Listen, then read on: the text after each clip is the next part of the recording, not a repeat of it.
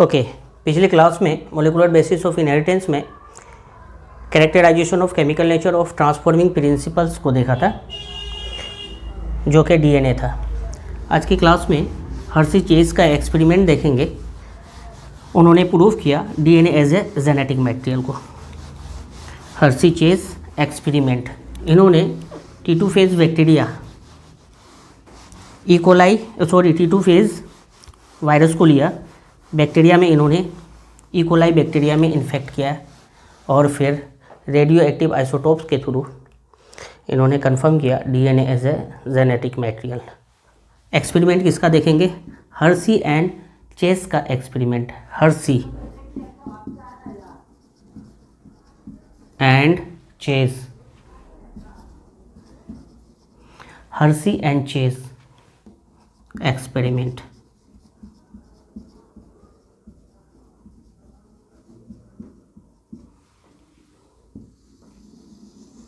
Hershey Chase का experiment देखेंगे। यह हर्शी चेस ने बैक्टीरियोफेज लिया।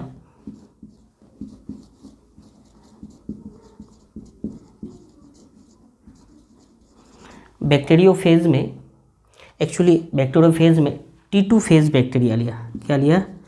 T2 phase bacteria.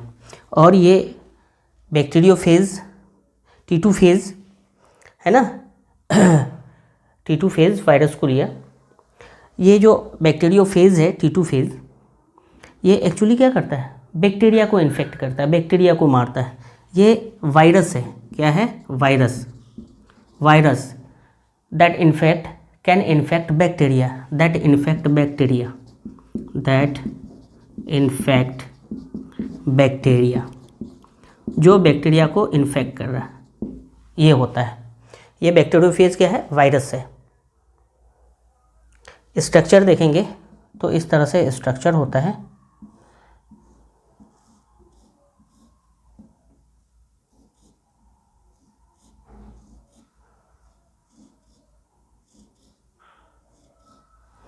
इस तरह से T2 फेज बैक्टीरिया होता है। यहाँ पे एक सब्सटेंस होती है अंदर में, डीएनए। ये होती है डीएनए। और दूसरा कवर वाला पार्ट होता है प्रोटीन का, प्रोटीन कवर होती है। हर्शी चेस ने बैक्टीरियोफेज को लिया, T2 फेज बैक्टीरियोफेज को लिया, और डीएनए प्रोटीन को इस तरह से क्या किया? ये हेड वाला पार्ट और ये टेल वाला पार्ट है ना, और ये tail fibre, tail and head, ये तीन पार्ट इस तरह से बैक्टीरियोफेज में होता है। बैक्टीरियोफेज में ये वाला पार्ट, ये क्या है? हेड। ये वाला पार्ट टेल, और ये वाला पार्ट जो ये नीचे वाला जो फाइबर्स फॉर्म में होता है, ये क्या होता है? एक्चुअली टेल फाइबर्स होता है। टेल फाइबर होता है इस तरह से, है ना। तो यहाँ पे हर्शी चेस ने T2 फेज को लिया, बैक्टीरियोफेज को लिया, और इस बैक्टीरियोफेज में जैसे डीएनए है, प्रोटीन है, इनका इवोल्यूशन किया। ये जैसे डीएनए है और दूसरा क्या है? प्रोटीन वाला पार्ट है। एक डीएनए वाला पार्ट है अंदर, और बाहर कवर वाला पार्ट क्या है? प्रोटीन। इस तरह से प्रोटीन वाला पार्ट है। डीएनए में क्या पाया जाता है? फॉस्फेट पाया जाता है। क्या पाया जाता है? फॉस्फेट 31 वाला, है ना। सल्फ़र यहाँ पे क्या होती है? अब्सेंट होती है। ये सल्फ़र अब्सेंट होता है। यहीं पे प्रोटीन में उल्टा होता है ना। फॉस्फेट अब्सेंट होता है और सल्फ़र यहाँ पे प्रेजेंट होता है। सल्फ़र क्या होता है? प्रेजेंट होता है। ये फॉस्फेट प्रेजेंट डीएनए में, सल्फ़र अब्सेंट प्रोटीन में, फॉस्फेट अब्सेंट, सल्फ़र प्रेजेंट, ये होती है। और सल्फ़र जो प्रेजेंट है यहाँ पे 32, आइसोटोप 32, है ना। बट यहाँ पे हर्शी चेस ने डीएनए में जैसे फॉस्फेट प्रेजेंट है, तो रेडियो एक्टिव आइसोटोप्स को लिया। P32 को लिया। प्रेजेंट क्या है डीएनए में? 31 आइसोटोप्स, रेडियो आइसोटोप्स, बट यहाँ पे क्या लिया? रेडियो आइसोटोप्स 32 लिया। यहीं पे प्रोटीन एब्सेंट है, प्रोटीन में प्रोटीन वाला पार्ट जो है इसमें फॉस्फेट प्रेजेंट एब्सेंट है, सल्फर 32 वाला प्रेजेंट है। तो हर्षी चेस ने S32 के जगह पे रेडियो एक्टिव आइसोटोप लिया S35। ये दोनों सब्सटेंस जो है ये केमिकल रेडियो एक्टिव आइसोटोप्स है, जो किसके थ्रू लिया गया? हर्षी चेस के थ्रू, है ना। ये दोनों क्या है? Radio isotopes, radio active isotopes.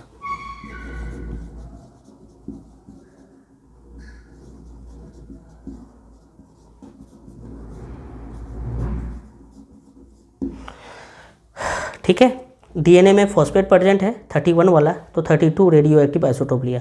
Protein में सल्फर प्रेजेंट है 32 वाला, तो 35 वाला लिया गया। किसके थ्रू? हर्षी चेस के थ्रू। और एक्सपेरिमेंट को कंटिन्यू किया, है ना। 2 तरह के वायरस को लिया, कल्चर मीडियम, बैक्टीरिया लिया, है ना। वायरस डीएनए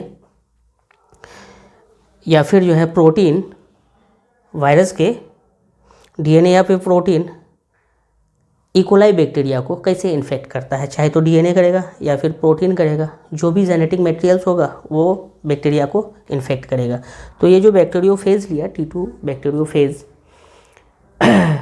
इसका जो है 2 अलग अलग वायरसेस पे क्या किया? एक्सपेरिमेंट किया। एक में फॉस्फेट को रेडियो लेवल किया, डीएनए में फॉस्फेट को फॉस्फेट के थ्रू रेडियो एक्टिव किया, माना लेवल किया। और दूसरा वायरस लिया जिसमें प्रोटीन को रेडियो लेवल किया, है ना, रेडियो एक्टिव सब्सटेंस से लेवल किया। तो वायरस 2 तरह के वायरस को लिया, 2 वायरस को लिया, दोनों वायरस पे अलग अलग क्या किया? एक्सपेरिमेंट किया। एक वायरस T2 फेज वायरस इस तरह से, जिसमें डीएनए को रेडियो एक्टिव किया गया, इसमें डीएनए को रेडियो एक्टिव किया।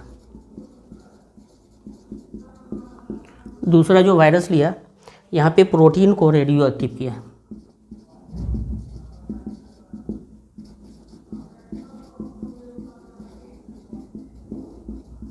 प्रोटीन को रेडियो एक्टिव किया। एक वायरस में डीएनए को रेडियो एक्टिव किया गया, दूसरे वायरस के प्रोटीन को रेडियो एक्टिव किया गया। ओके, अब ये दोनों वायरस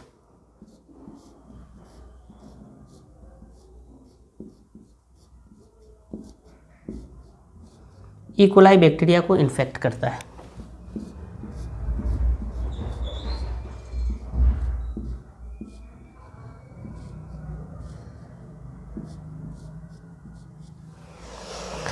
यहाँ पे डीएनए को रेडियो एक्टिव किया है, ये डीएनए को रेडियो एक्टिव किया, और यहाँ पे प्रोटीन को, है ना, डीएनए को रेडियो एक्टिव नहीं किया, ये कवर को, प्रोटीन कवर को रेडियो एक्टिव किया। 2 अलग अलग बैक्टीरिया लिया, एक के डीएनए को, है ना, फॉस्फेट से क्या किया? रेडियो लेवल किया, अंदर वाला पार्ट को। दूसरा वायरस लिया, बाहर वाला पार्ट को रेडियो एक्टिव सब्सटेंस सल्फर से 35 से क्या किया? रेडियो लेवल किया। इस तरह से अब ये वायरस जो है बैक्टीरिया को इन्फेक्ट करेगा, है ना। तो बैक्टीरिया को जो इन्फेक्ट करेगा, अंदर वाला डीएनए करेगा या फिर बाहर वाला प्रोटीन कोट करेगा। जब बैक्टीरिया पे देखा जाएगा इन्फेक्शन के बाद, चाहे तो प्रोटीन वाला पार्ट होगा जो बैक्टीरिया को मारेगा, या तो डीएनए वाला पार्ट होगा जो बैक्टीरिया को इन्फेक्ट करके मारेगा। तो यहाँ पे एक्सपेरिमेंट आगे बढ़ेगा। सबसे पहले ये जो 2 एक्सपेरिमेंट है, इसको क्या करते हैं? ई कोलाई बैक्टीरिया को इन्फेक्ट करते हैं। ये दोनों वायरस अलग अलग ई कोलाई बैक्टीरिया को इन्फेक्शन करेगा। सबसे पहले इन्फेक्शन होंगी, है ना, इन्फेक्शन किसको करेगा? बैक्टीरिया को। बैक्टीरिया कौन होगा? ई कोलाई बैक्टीरिया होगा। Coli bacteria.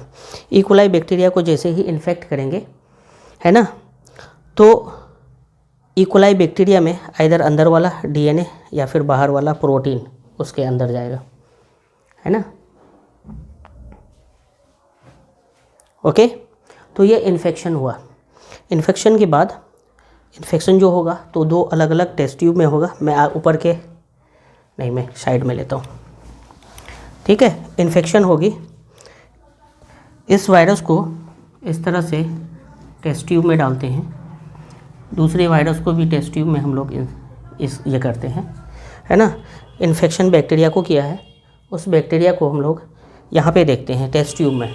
जैसे अगर डीएनए वाला पार्ट होगा जो इन्फेक्ट करेगा तो वो क्या होगा, नीचे की तरफ भारी वाला पार्ट होगा। सॉरी, यहाँ पे दोनों टेस्ट ट्यूब में अलग अलग हम लोग देखते हैं। वायरस डीएनए रेडियो एक्टिव है ना, वायरस प्रोटीन रेडियो एक्टिव है।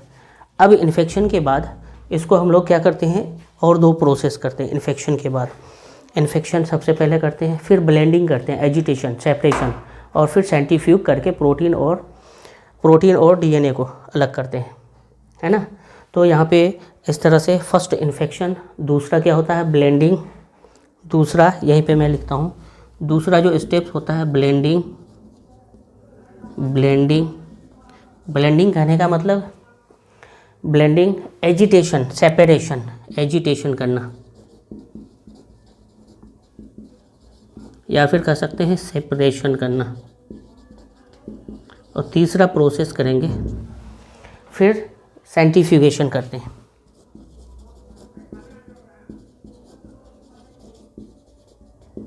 इस तरह से, है ना। इन्फेक्टेड बैक्टीरिया को इस तरह से टेस्ट ट्यूब में लिया गया। तो वायरस बैक्टीरिया दोनों जब अलग अलग होंगे तो जो भारी होगा नीचे की तरफ होगा और जो हल्का होगा टेस्ट ट्यूब में ऊपर की तरफ होगा। इन्फेक्शन के बाद ब्लेंडिंग होगा, एजिटेशन होगा, हाँ। सेंट्रीफ्यूगेशन के बाद सबसे पहले इन्फेक्शन, दूसरा ब्लेंडिंग एंड तीसरा सेंट्रीफ्यूगेशन। तो दोनों अलग हो जाएंगे, बैक्टीरिया और वायरस दोनों अलग हो जाएंगे। अलग होने के बाद इस तरह से टेस्ट ट्यूब में बैक्टीरिया नीचे की तरफ दिखेगा, भारी है, वायरस ऊपर की तरफ दिखेगा, है ना। बैक्टीरिया नीचे की तरफ, वायरस ऊपर की तरफ। क्यों? बैक्टीरिया भारी है, ज़्यादा भारी है, वायरस ऊपर की तरफ हल्का होता है, ठीक है। तो after infection, blending and centrifugation, इसमें हम लोग क्या किए हैं, डीएनए को लेवल किए हैं। तो बैक्टीरिया वाला पार्ट में इस तरह से रेडियो एक्टिव लेवल सब्सटेंस जो है वो बैक्टीरिया वाला पार्ट में, दूसरा में प्रोटीन रेडियो एक्टिव सब्सटेंस लिए हैं। तो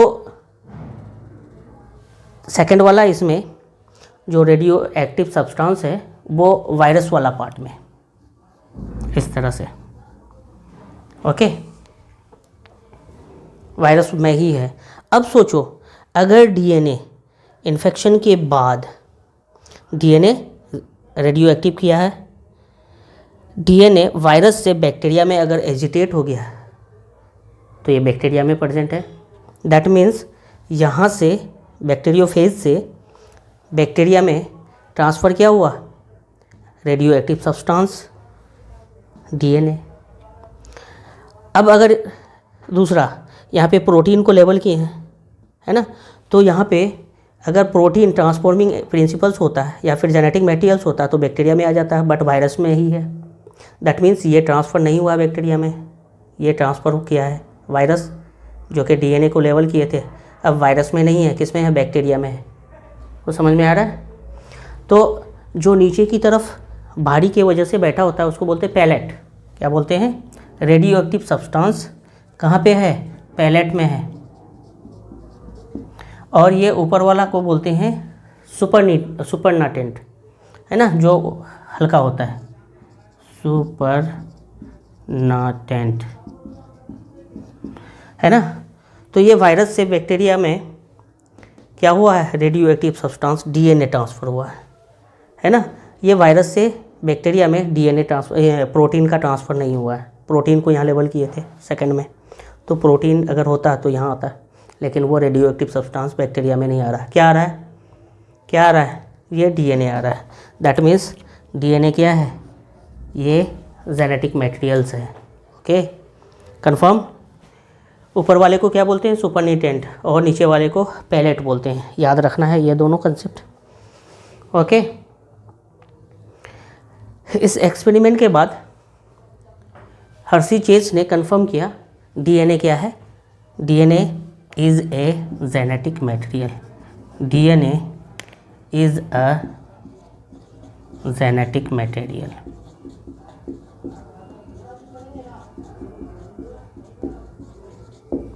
आँख बंद करके हर्शी चेज ने क्या कहा? जेनेटिक मटेरियल का unequivocal proof.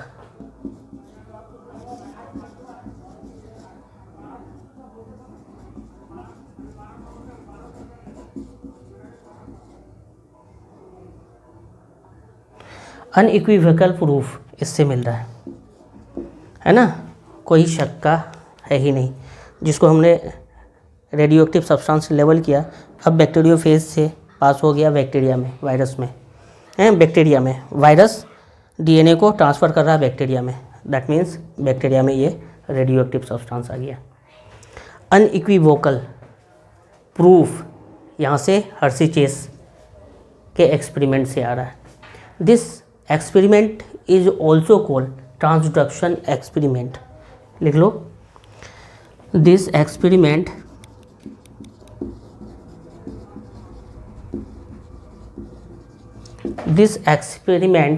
is also called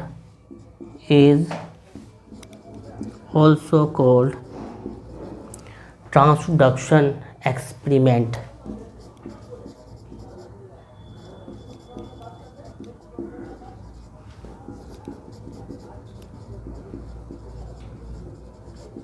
transduction experiment.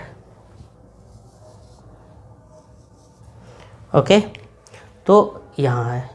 अब हम लोग ये जो DNA as a genetic material है, DNA as a genetic material जब प्रूफ हो गया हर्शी चेज के थ्रू, तो ये कैसा होता है ना? Should be able to form replicate, should be chemically and structurally stable.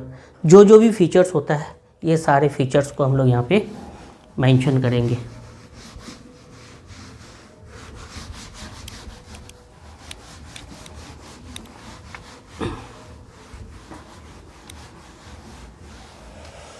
इससे पहले ट्रांसफॉर्मिंग प्रिंसिपल था डीएनए, हर्शी चेज ने प्रूफ कर दिया है ना उसको, DNA as a genetic material. तो features of genetic material, next heading हम लोग देखेंगे फीचर्स ऑफ जेनेटिक मटेरियल। क्या क्या फीचर्स होंगे?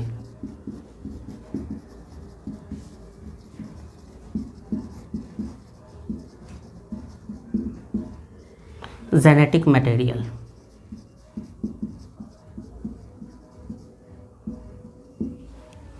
है ना, फीचर्स ऑफ जेनेटिक मटेरियल। क्या क्या फीचर्स होंगे? DNA as a genetic material है, क्या क्या फीचर्स होंगे ये चीज़ को देखना है ना। फर्स्ट हम लोग फीचर्स होगा जेनेटिक मटेरियल डीएनए का, should be able to form replica, अपना कॉपी बनाना। नहीं तो पेरेंट टू ऑफस्प्रिंग कैरेक्टर का ट्रांसफ़र इसी कैरेक्टर जीन से होता है, डीएनए से होता है। डीएनए अगर रिप्लिकेट नहीं होगा, डीएनए नहीं बनाएगा, डीएनए नहीं बनाएगा, तो क्या होगा? नेक्स्ट जनरेशन में आधा आधा आधा आधा जीरो हो जाएगा, कैरेक्टरलेस हो जाएंगे। तो ये क्या होगा? जेनेटिक मटेरियल डीएनए जो है should be able to form replica, should be कैसा होगा? एबल टू फॉर्म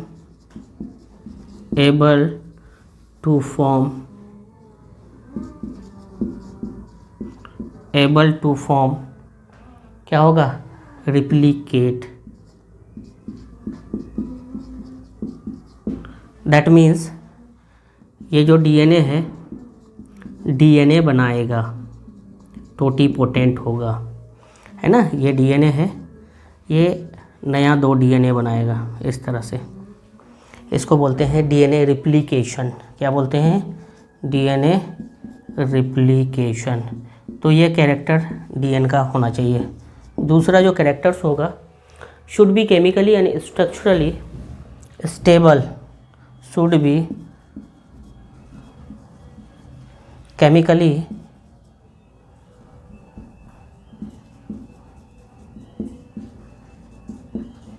और स्ट्रक्चरली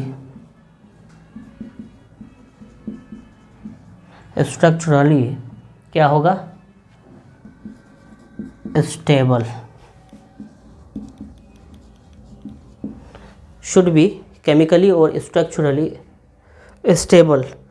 दैट मीन्स स्टेबल होना बहुत ज़रूरी है। रिएक्शन ज़्यादा होगा तो उसकी क्या होगी, लाइफ कम हो जाती है ना। इसके अलावा स्टेबल तो होना भी चाहिए। तीसरा, should show slow changes, evolution कम हो, चेंजेस कम हो, म्यूटेशन कम हो। Should show slow changes,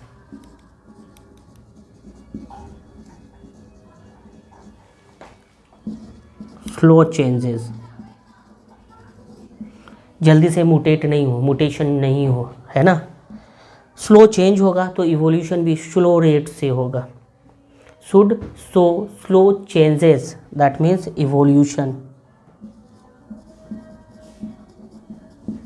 evolution है ना, कम हो।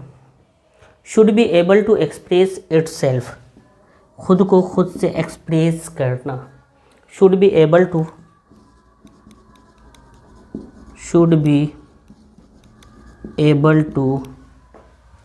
क्या कहेंगे, एक्सप्रेस इटसेल्फ,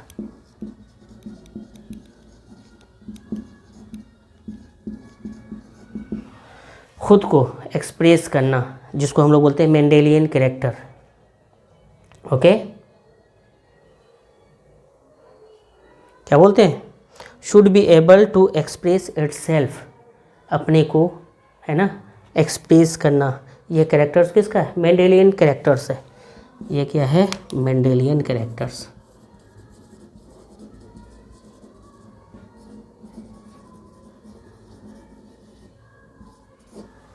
ये होती है मेंडेलियन कैरेक्टर्स। इस तरह से ये सारी चीज़ें होना चाहिए। Features of genetic material, should be able to form replicate, DNA बनाएगा। Should be chemically structurally stable. Should show slow changes, evolution कम से कम, है ना, अचानक से कुछ अजूबा बन जाना, ऐसा नहीं, है ना, इवोल्यूशन भी स्लो होगा। Should be able to express itself, खुद को एक्सप्रेस करेगा, ठीक है, एक्सप्रेस करेगा तभी तो। ये जो न्यूक्लियस के अंदर जेनेटिक मटेरियल है, ये क्या होता है, पेरेंट टू ऑफस्प्रिंग ट्रांसफ़र होता है। ये जब ट्रांसफ़र होगा तो पेरेंट पूरे के पूरे इसको नहीं देता है ना। जैसे सेक्सुअल मोड ऑफ रिप्रोडक्शन होती है, मेल पेरेंट आधा कैरेक्टर्स को, फीमेल पेरेंट आधा कैरेक्टर्स को गैमेट के थ्रू ट्रांसफ़र करता है, जाइगोट में जाता है, फिर जाइगोट फर्दर डिवीज़न करता है और फिर ऑफस्प्रिंग का फॉर्मेशन होता है। तो जब ये ट्रांसफ़र होगा तो आधा होगा, आधा फिर कंप्लीट बना लेगा। ओके, तो इस तरह से ये केमिकली रिप्लिकेट होना चाहिए। पेरेंट से कैरेक्टर ऑफस्प्रिंग में जाएगा तो ऐसा थोड़े ना कि आधा जाएगा, है ना। पेरेंट में अगर 46 क्रोमोजोम्स है तो ऑफस्प्रिंग में भी 46 क्रोमोजोम ही जाएगा। कैसे जाएगा, इस रास्ते में, पाथ में ये 46 डबल होगा तभी तो होगा। डिवीज़न से पहले ये 46 डबलिंग होगा और फिर डिवीज़न होके 46। तो इस तरह से स्टेबल कैरेक्टर्स को मेंटेन करके रखना, ये डीएनए का कैरेक्टर्स होगा। जेनेटिक मटेरियल क्या होगा, डीएनए कैसा होगा, रिप्लिकेट करेगा, खुद को खुद जैसा बनाएगा। ओके, नेक्स्ट क्लास में हम लोग आरएनए वर्ल्ड को देखेंगे, first genetic materials, RNA world. Okay, next RNA world. सबसे पहले जेनेटिक मटेरियल आरएनए ही आया था। Okay, RNA world. Okay, thank you.